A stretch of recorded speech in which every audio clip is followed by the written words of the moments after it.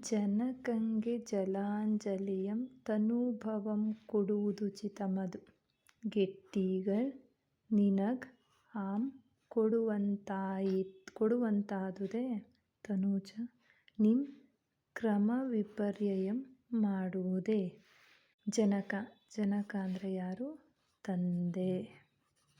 ಜಲಾಂಜಲಿ ಅಂದರೆ ತರ್ಪಣ ಅಥವಾ ಎಳ್ಳು ನೀರು. ತನೂಭವಂ ಕೊಡುವುದುಚಿತಮದು ಅಂದರೆ ತಂದೆಗೆ ಶ್ರಾದ್ದವನ್ನು ಅಥವಾ ತರ್ಪಣವನ್ನು ಬಿಡುವುದು. ಆದರೆ ನಿನಗೆ ನಾನು ಕೊಡುವಂತಾದುದೇ. ತನೂಜ ಅಂದರೆ ಮಗ.